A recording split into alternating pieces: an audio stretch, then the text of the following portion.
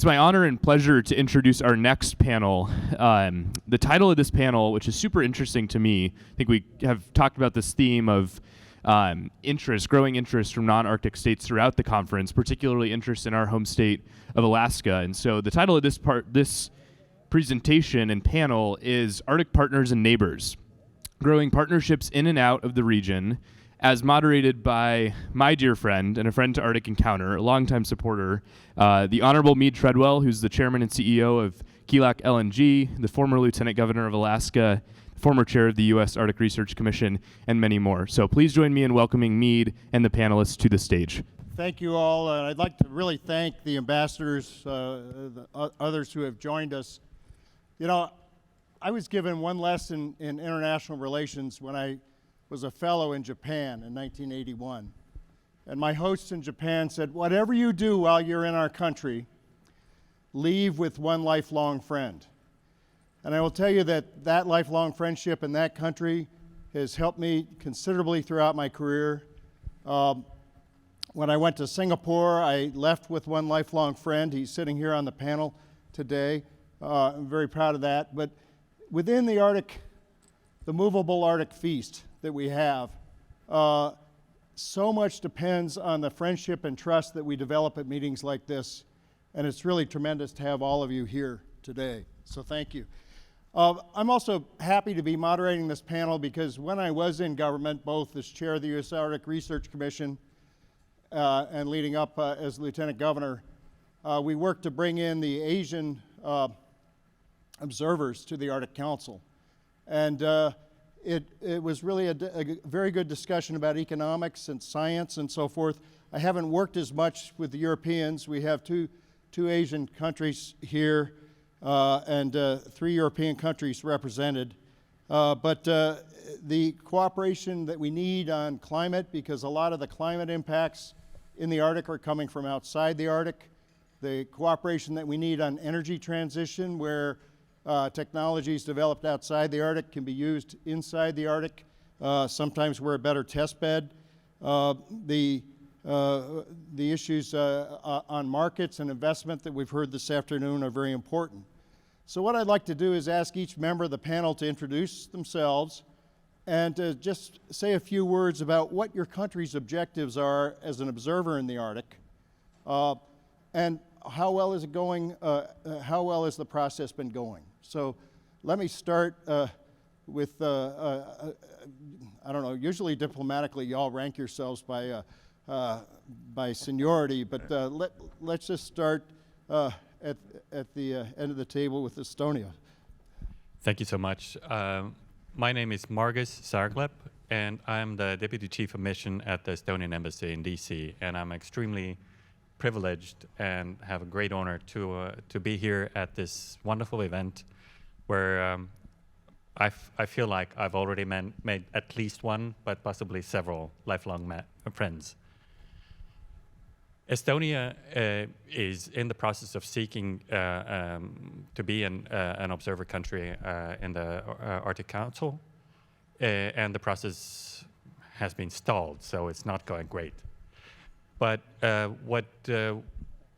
some of the key words that you actually also mentioned are the ones that we want to bring to the table. This is scientific cooperation, Estonia being a compact but sparsely populated country, the technological advances that we've done in e-governance and in e-health, in distant learning, are the things that we all are already sharing with our neighbors in the high north, and want to be contributing even more. Thank you. Mr. Sam Tan.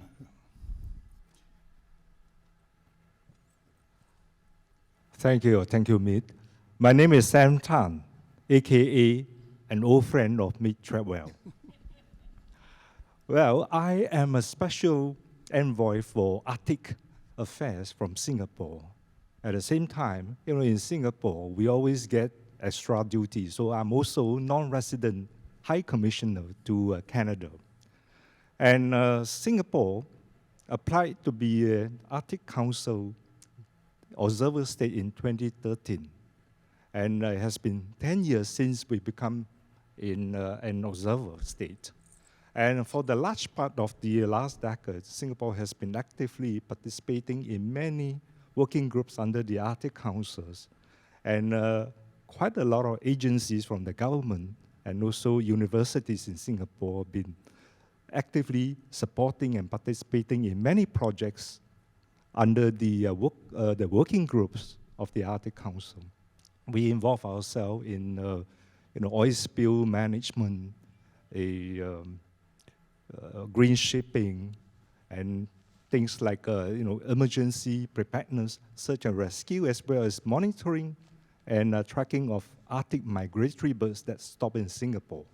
Although we are 10,000 kilometers away from the Arctic, actually more than 20 species of Arctic migratory birds stop over in Singapore. So just to let you know how close we are, to the Arctic. And I must say that in the best part of the last 10 years, Singapore worked very closely with like-minded partners in the Arctic countries as well as with the observer states. But unfortunately, this good momentum of the work of the Arctic Council has been sort of disrupted in the last 2 years. Firstly, because of the COVID-19 pandemic, and also secondly because of the war in Ukraine. So we hope that the Arctic Council member states will find a solution to overcome this impasse so that the good work, the important work of the Council can continue, can be resumed, so that the benefits of the collaborations, between and among Arctic Council states and observer states can continue to flourish, so that a lot of solutions can be found, and that will benefit not just the countries and the people living in the Arctic, but also countries and people living outside the Arctic. Thank you. Thank you. Thank you. Ambassador Takawaka from Japan. Thank you. Okay. My name is Keizo Takewaka. I'm Japanese ambassador for international economic affairs and Arctic affairs. Japan joined in as observer in the Arctic Council in 2013, like Singapore, which opened the gateway to enhancing our Arctic science cooperation. After having the observership, Japan formulated its first Arctic policy in 2015, and then subsequently we started participation in 6 working groups of the Arctic Council. And we continued our participation uninterruptedly, except in 2022 due to the Ukraine war. Why we are doing this is very simple, because the Arctic, in the Arctic, climate change is going on so severely, and we all share the consequences and the responsibility. Thank you. Thank you. Our next speaker is Ambassador Bals Applenalp, who's Consul General of Switzerland in San Francisco. Hi, thank you very much for having me meet, and a big thank to the organizers. This is an amazing event, highly inspiring, learning curve very strong. And as you hear in my name, Applenalp, I'm coming from the Alps. My country is 60% mountains. They are very high. They are snow and ice covered. We call it the vertical pole. It's a very small one. Our people have lived in environments that might have similar features as the one in the Arctic and elsewhere. But they especially have started very early on getting interested in researching other polar or other cryospheres, other polar but also mountain fields. So since more than 100 years, Swiss researchers have led or has been part of international research cooperation in the Arctic and elsewhere. And there are long-standing, very successful cooperation projects, such as the one from the University of Bern in Iceland on the ice cores, finding out the paleoclimate through digging deep in the ice. And so, over the years, we have developed what we would call an Alpine-Arctic dialogue, mainly in science. And we thought it would be a very good thing to do that in the Arctic, within the Arctic Council, as a complement. And we have been admitted as an observer in 2017, which was a recognition of our contribution, but also a motivation to do much more. And I think what is our interest is to really cooperate with all the Arctic and non-Arctic partners in understanding what's happening in the Arctic, because it is relevant for the whole world, especially scientifically. The Arctic is heating up 4 times quicker, Switzerland twice as quick as the rest of the world, so we're in the same boat. And we want to take responsibility in that partnership also in the future. Thank you. Last and definitely not least, I'm 1/8 Irish, but my kids are over 50% Irish. So Michael Smith, Consul General of Ireland in the Western United States, how would you Thanks, Mead. speak to Ireland's interest in the Arctic? Thank you. Thanks to everyone for the very warm welcome to the organisers and to Alaska. My first visit here, it's beautiful. I'm the Consul General of Ireland to the Western US, based in San Francisco. Ireland, as you know, it's an island nation. Our culture, our identity is shaped by the ocean. We're not in the Arctic neighbourhood, but we're within metaphorical shouting distance from it. And we have lots of historical and contemporary relationships with our near neighbours in the Nordics, right back to the 9th century and before, when we had very pleasant and pillaging Viking invaders that founded Dublin at that time, right over to the Irish connections, Mead, that you've referred to here in Alaska. There's over 10% of Alaskans have Irish heritage, so we're very connected to the Arctic. Climate is the major issue for us, and the marine life and the balance there. And we see that our input from a scientific perspective, our work in a multilateral perspective, from an international rules-based perspective, lends well to our engagement with the Arctic Council. We're in a similar position to Estonia that we've applied. We put in our application in 2021, and it is currently stalled. But we're enthusiastic to continue our engagement and build further links like what we're doing here. Well, thank you. A second question that I think may be of interest to many of the Alaskans here is that observership in the Arctic Council has always had kind of some strings attached. The council wanted observers to show that they were making investments in the Arctic, working with our indigenous permanent participants, that it was more than a casual signing up just to be an observer. And I'll just toss this out to the panel. Anybody who'd like to speak to that, if there's something your country is doing that you'd particularly like to highlight with Arctic residents and permanent participants, I think that would be good to share today. I'm happy. Yep. We're not in observer status yet, but we've significant research and development capabilities and interaction with our Arctic partners. That covers as the marine ocean technology up into climate change technology. In terms of indigenous engagement, we look to our work on Gaelic language and our help in trying to build that language and actually pass a love of that language on to a younger generation and making sure that they are able to use it day in, day out. We've provided some advice to our Nordic partners in that sense, and we feel we can contribute further to that here in Alaska and across the Arctic. That's one area. Thank you. Anybody else? So chiming in on the research activities, For Estonia, there are two thrusts of research.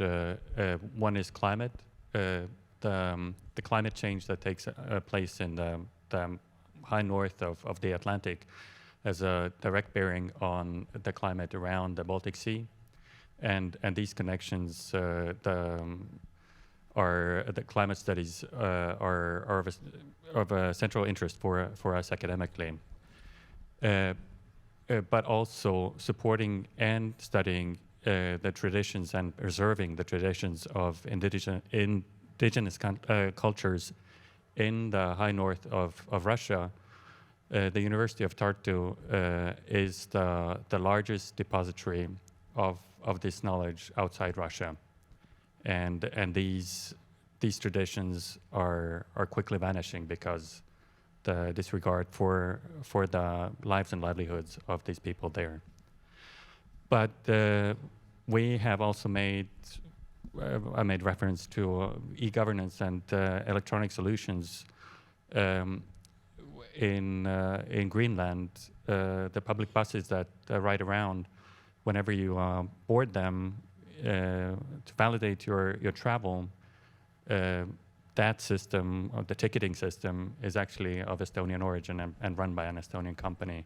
So there are different solutions that we have implemented in Estonia that are accessible and applicable to other places where they can be location, or you can use them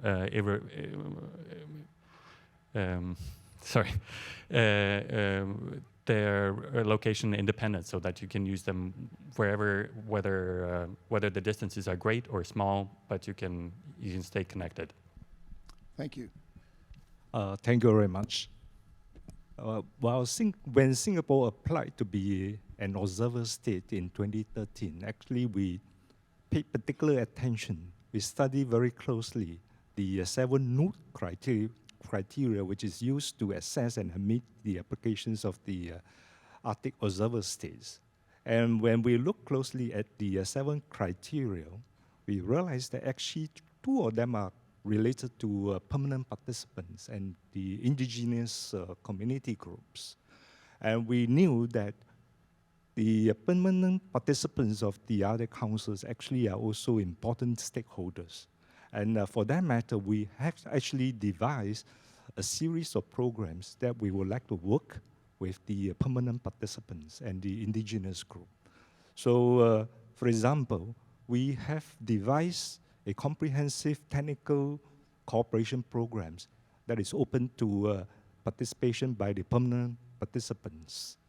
In addition, we also offer a Visit Singapore study program to invite leaders of the indigenous groups to come and visit Singapore, and also to have conversations with our institution in Singapore, and from which the leaders of these indigenous groups can actually identify suitable trainings, programs, projects for collaborations between Singapore agencies and their own community, so that we can actually enhance closer partnership together. And last but not least, we also offer a master degree course for youth leaders of the indigenous community, so that outstanding youth leaders from various permanent participants and the indigenous communities can actually, come to Singapore to study in our university, interact with our faculty members and fellow students, and so that we hope to be able to build a lifelong partnership and a friendship among youth leaders of Singapore and the indigenous group. And the most important thing is that after all this, we can also, through interaction, learn something about how to preserve the traditional cultures and values which the indigenous communities have been doing so strongly in the last millennium.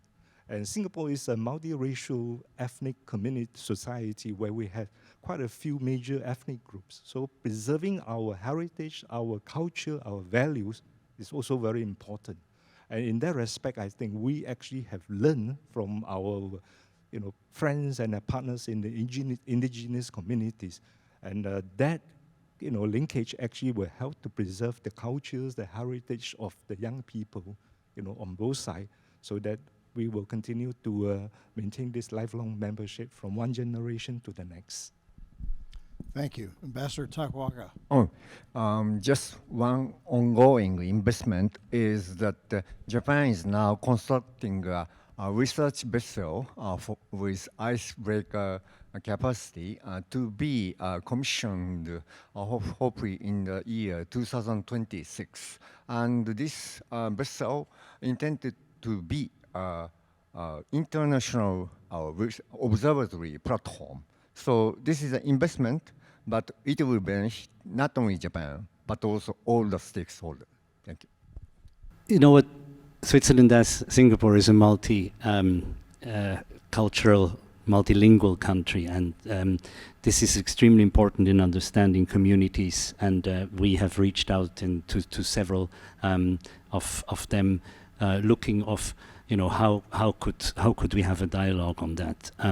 What is also important in that dialogue is that we acknowledge, and our researchers tell us how important that is, the support that the indigenous communities in the Arctic are giving, for instance, to the researcher with their knowledge about the territory.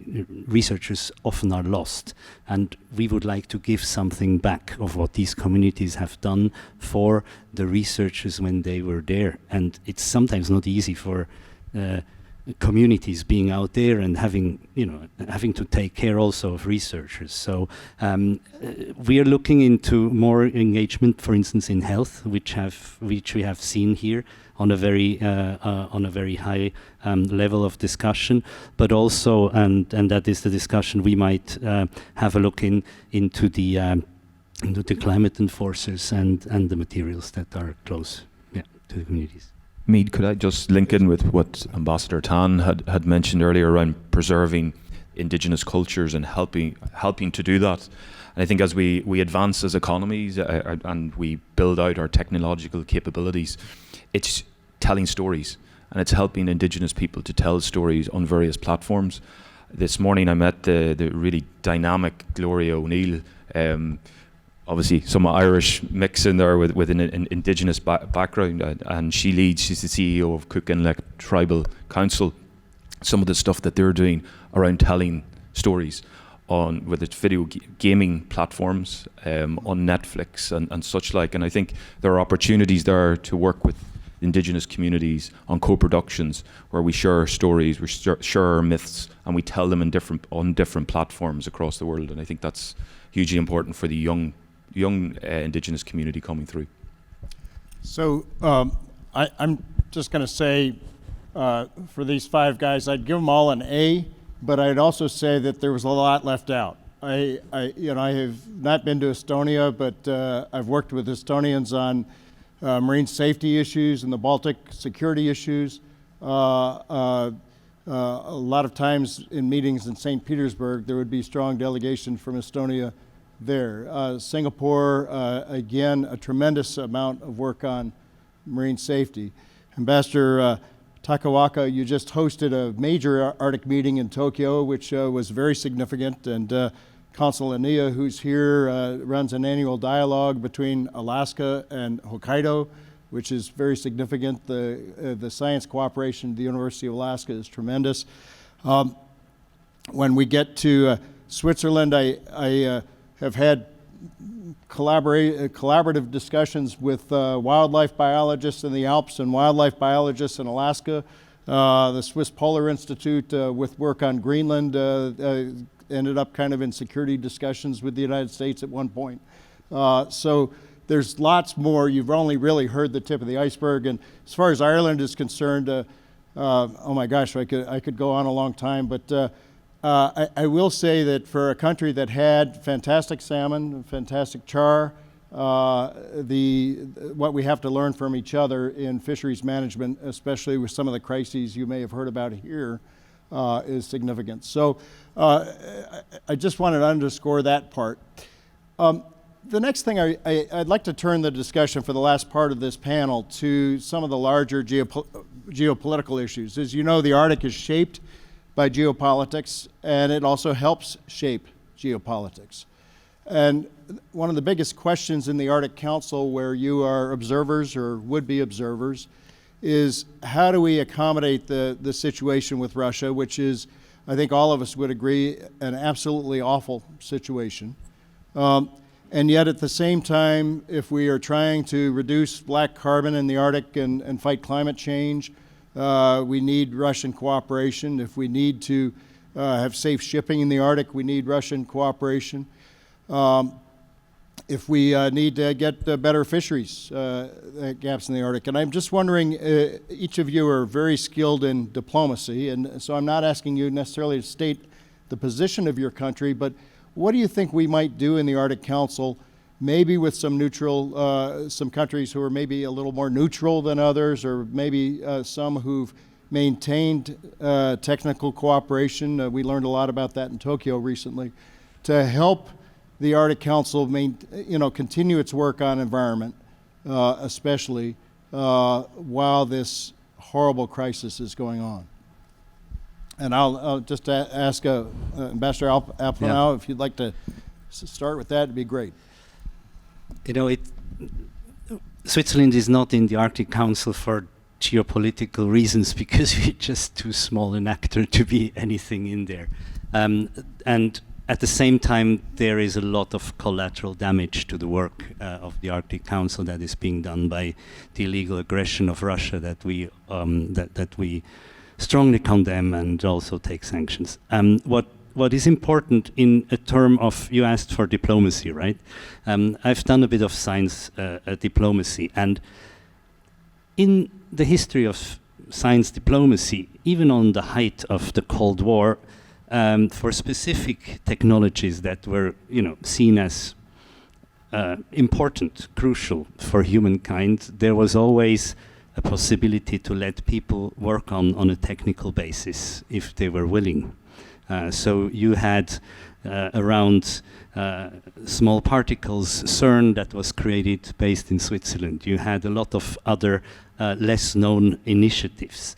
So I'm just thinking about, diplomacy can do something for science. So we might look into one or the other format in a place or in a research area that everybody's defining as crucial and important for humankind, for the sake of humankind in the future, to still find a minimal channel to work together on the scientific level only. How that looks, I cannot say. But if you see that every year, because of the lack of cooperation, we're losing data that will be extremely important in the future to tackle climate change or fisheries or other problems, then I think there is space for discussion what we could do. Thank you. Anybody else? I would only want to support what my colleague just said. At the same time, I think the crisis in Ukraine that started 9 years ago, and the further invasion that happened, that started 401 days ago, it has made a watershed in the geopolitics, and I really want to recognize the leadership of the U.S. government in uniting the like-minded democratic countries in the world to rally around our principles. And I think that also, henceforward, we have to stay true to our principles of world-based international order. I think from an Irish perspective, we're militarily neutral, but we're neither politically or morally neutral when it comes to the war in Ukraine, and we're not a member or observer member of the Arctic Council, and I'm not envious of the conundrum that Ambassador Hoagland has to face in the next few weeks, but we look at it from a perspective that Russia is not cooperating. The invasion of Ukraine shows that, and I think that has to be solved first, and we can look at other aspects. Any other thoughts or comments on this? Ambassador Yeah. Takwaka. Well, partial answer and no good answer. Partial answer is that for the fisheries, we have an agreement to prevent unregulated high sea fisheries in the Central Arctic region. And second, conference on the parties will be held in Seoul, not in Korea, in June. So for the fisheries, we have some framework, and also for the data collection, that WMO, World Meteorological Organization, will still able to have some access, but those are some partial one. Not easy answer is that we need to wait for the end of the war, and until that time that we don't have a really not good picture, and we are hoping that under the Norwegian chair from May, that we will be able to have a better picture regarding the how we restore the participation in the working groups with the Arctic Council. Thank you. Well, I look at the TV panel. It says that we only left with 3 minutes, so I shall be brief. The current pause called by the Arctic VII, the 7 member states of the Arctic Council, to stop all forms of collaboration with the Russia counterparts, is a decision for the Arctic Council to take. Right? As an observer state, we will just take the cue from the Arctic Council. But when you talk about the diplomacy, I just want to say is that there are different forms of diplomacy. There's political diplomacy, there's science diplomacy, there's people-to-people diplomacy, and so on. So for the moment, my perception is that the decision to pause is probably based on a political diplomacy, right? Because of geopolitical situation and tensions in the Ukraine side, because of the invasions of Russian on Ukraine's territory. And as a member of the United Nations, Singapore take a principled position, and therefore we actually join the like-minded partners, including the United States, in condemning Russia's invasions of Ukraine. And we also join like-minded partners and countries in imposing sanctions on Ukraine. Right? But on the other hand, we also know that Arctic actually is a very important a topic, a very important agenda that may be even more important than the geopolitical situation because of the global implications and ramifications on the rest of the world. So in that respect, we hope that the Arctic Council member states, particularly the Arctic VII, can find some ways and means to resolve this dispute, these conflicts in a creative and peaceful way. And yesterday morning, Chief Gary Harrison reminded us that one way to move things forward is actually through conversation and communication. That reminded me of a quote that used to be attributed to Winston Churchill. That is, that in times of conflict, it's always better to jaw than to war. So I thought that that could provide some wisdom for us to think of a way to move forward so that all parties, particularly the scientist community, can continue to work together for the betterment of the Arctic environment. At the same time, to also ensure that the sea level will not continue to rise and all the coastal, particularly low-lying coastal states, will continue to enjoy the dry land. So thank you. Well, thank you. We really need to wrap up the panel, and I just want to thank you, Mr. Smith. You gave us a new term, shouting distance, and that way we don't have to use near Arctic state, which has gained a certain connotation in the Arctic Council. We'll talk about that later. But ladies and gentlemen, let's have a round of applause for this panel. And if there's one takeaway, it's that the observership program in the Arctic Council is hardly a sideshow. It's not a sideshow at all. There's very little we can get done in the Arctic without investment from outside. There's very little that we manufacture or mine that we don't find ourselves selling to our partner nations in the observership. And there's so much we can learn. And thank you all for being here today. And please take advantage of the fact that you've got these eminent gentlemen here in Alaska. There is so much yet to do. Thank you.